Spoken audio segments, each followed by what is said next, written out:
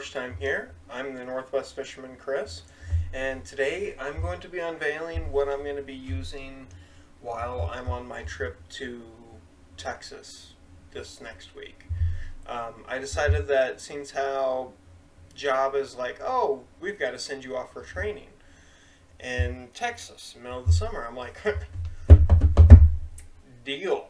Sounds great to me. I already checked it out. There's like 3 or 4 ponds, like right beside the hotel that I'm staying. And since I'm going to be there for 2 weeks, I've got the whole entire weekend all opened up. So, this is what I decided to pick up for my travel combo because I figured there's no way that I was going to get work to justify allowing me to take like a giant rod tube on the plane. They're not going to pay for that. Let's just be real. Like, work loves me, but work doesn't love me that much. So, this is what we got. For a rod, I went ahead and picked up the Miliken 7.2 medium heavy, moderate fast casting rod. This thing's really, really sweet. This packaging works out great because it's this like tight little roll. I want to say it's like maybe 20 inches. So you just unroll it like that, flip it over. This end has the little flap here, and the rod just comes out like that. Super easy. And it's just like all the other 6-cents Miliken rods. It's 4 pieces. Tomorrow I'm going to go experiment with it and dial the new reel in, but I kind of wanted to unbox it and show you guys what I got going on here. One thing I did notice that I will bring up in this video right now, I know with travel rods the fitment isn't always perfect for like the pieces that go together, but it's fitted to be correct, not to look like super, super nice. So with it having a gap where it's got the exposed like raw blank in between the pieces right there, that's completely normal. As long as it's on there and it's secure like this, like it's on there. It's not just gonna fall apart. Okay. Yeah, see? Like, there we go. It's got great fitment. So, but for the reel, I decided that I wanted to get a reel that I already had a lot of faith in. I thought really hard about a couple different reels. I thought about getting something BFS maybe, but the rod's too powerful for that. I thought about maybe getting like just like an SLX, the new XT. I already have SLXs. I mean, they're alright. They are amazing for their price point, but they are not... I mean, I still use mine all the time. I don't love it as much as I love what I've got in here. And I also thought about the SLX MGL 70 because that's a superb reel. Like, I use that all of the time. That's like on my, I've got that on the Acleos, my 6-scale Acleos, the 7.2 medium fast. I use that for like my little crankbaits, and I throw like mini maxes on it, and I can throw like the little bitty spinner baits, like we're like a quarter. I can throw it all the way down to an 1/8 ounce on that. So it's kind of close to that BFS territory, but it's not a BFS price point. So if you're looking for a reel that's super versatile and can throw a wide range of things, that SLX MGL 70, it's such a good reel. But this reel is the same reel that I have on my jerkbait combo. So I haven't really played with it with a whole bunch of different weight categories to see if it compares to like the MGL 70. But I wanted another one anyway, and this was kind of an excuse. So all the way from Japan, I went ahead and picked up another Scorpion 70 HG. So this is a 70 size spool. So it's a little guy, nothing really big, because I'm going to be pond hopping, so I don't need anything really, really big. And I wanted something that was a little bit, I guess, I don't really want to say nicer than the MGL 70 because the MGL 70 is a terrific reel. Oh wow, this actually came with like everything. It even came with a little bottle of oil and everything. The only thing it didn't come with are the scorpions come with a sheet with a bunch of like little I don't know what to call them right now. They're essentially like stickers to put on there so that your line doesn't just fly around when you're trying to spool it. But yeah, like this thing's super smooth, and it's like brand new. It's like brand new. It's hard to believe this is used. Okay, I have no problem checking out Japanese reels and buying them off eBay. You just got to look really hard at the reels and the pictures. You have to read the description and read all the information on the seller. Like, here, let me turn this light back on real quick so we can get a really good look at this thing. Okay? Like, this thing's like brand new.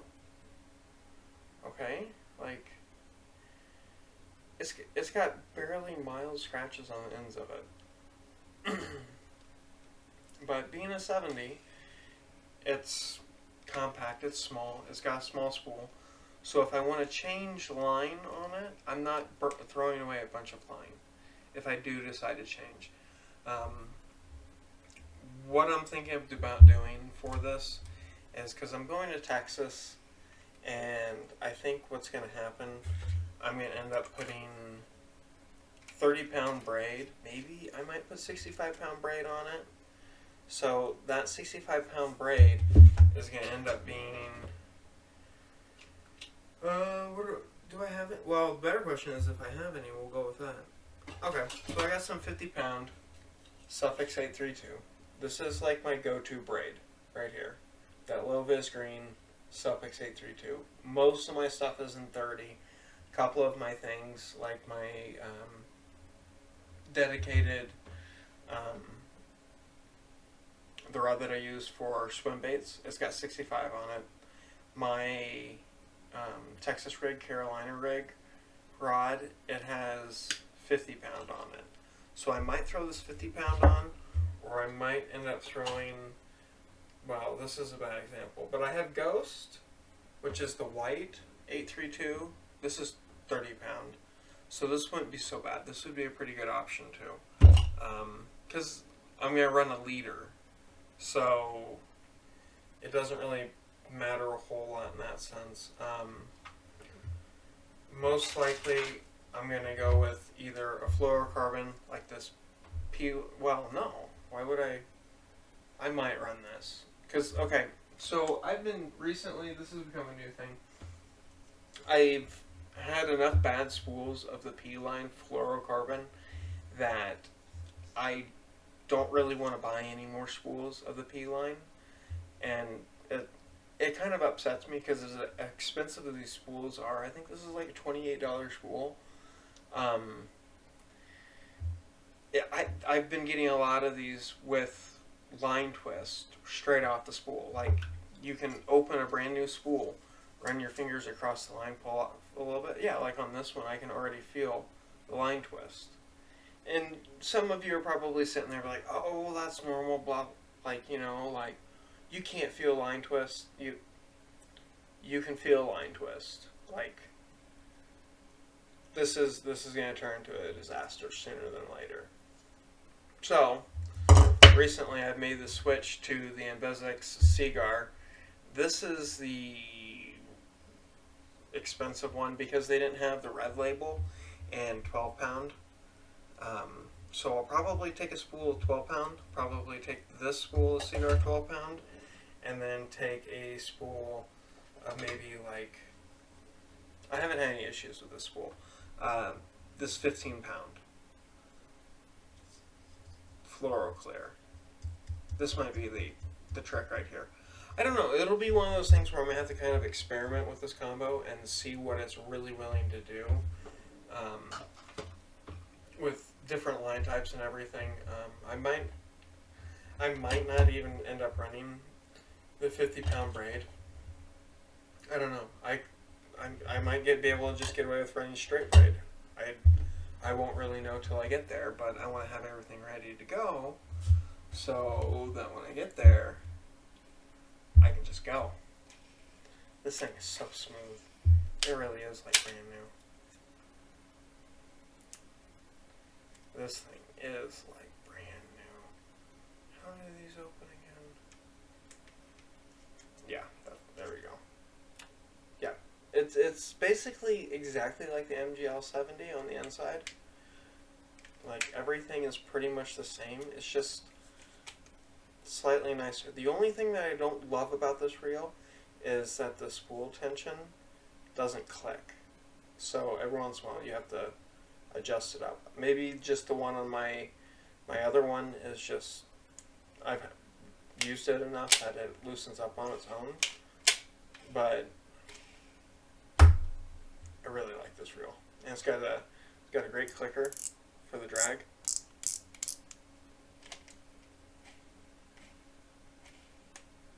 Yeah, I really love this reel. And I'm super excited to try out this new travel pack. So we'll see what we can do with it. This will be the combo that I'll be filming the content with when I get there. Plus I'll try to film like different things that I find, cool stuff like that, because I got 2 weeks in Houston and then I'll be in LA for a week. So I don't know how fishing in LA is going to go because I don't really know exactly where I'm going to be in LA, but we'll see. We'll see how it goes. Thanks for the content work. Alright, take care guys. I'll catch you later. Remember, FAFO, fish around and find out. Peace.